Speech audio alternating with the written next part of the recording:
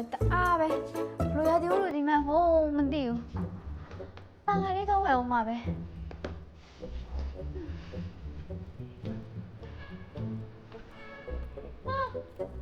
လေဒီကလည်းပလိုက်တာ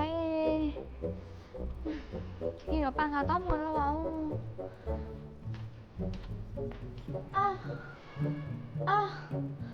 ကောင်းလို့လေ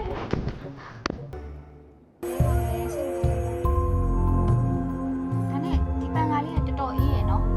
ဟုတ်တယ်လေဒါက ASAP Foundation ကနေပြီးတော့တောင်းဝင်လာတဲ့ဘူးဆိုတာပိုင်ကလေသူ့မှာ LED TV လေးလည်းပါတယ်အပြည့်တစ်ခါတုတ်တာလို့ရှိရင်အကြာကြီးတုံးခံတယ်သူ့ကဆိုတာနဲ့မှတွဲဖက်ပြီးတော့တုံးလို့ရရင်လေဒီဘူးကျွန်မထုတ်ဝယ်ကြိုးဆိုလို့ရှိရင်လည်း ASAP Foundation အနေနဲ့ရောက်ဖို့ပြည့်လေ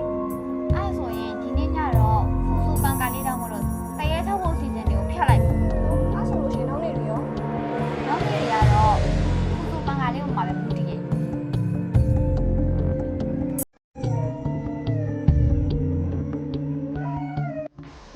ASAP ဘက်ထရီရှော့မှာဆိုလို့ရှိရင်ဆိုလာအင်ဗာတာနဲ့ဘက်ထရီအပြင်အခြားသော electronic ပစ္စည်းတွေကိုလည်းစူသာသုံးစင်းလုံးနဲ့လက်လီလက်ကဝယ်လို့ရနေပါပြီနော်။ဒါအပြင် promotion နဲ့ cashback တွေကလည်း line ရှိနေမှာမို့လို့ customer ရဲ့စတဲ့ကြောင့်မအောင်ချင်နေဆိုရင်တော့ Viber ဖုန်းနံပါတ်39999999ကိုဆက်သွယ်ပြီးတော့မှာနိုင်ပါရဲ့ရှင်။ဆိုင်ကိစ္စလေးကတော့မန်လေးမျိုးလမ်း3093အင်းလန်းထောင်မှာရှိနေအောင်မို့လို့ကိုယ်တိုင်ကိုယ်ကျလာရောက်ဝယ်ယူနေတဲ့ customer ကြီးတွေကိုလည်းအကျိုးရှိချိုလေးနဲ့အများကြီးဆက်သွယ်နေမှာပါနော်။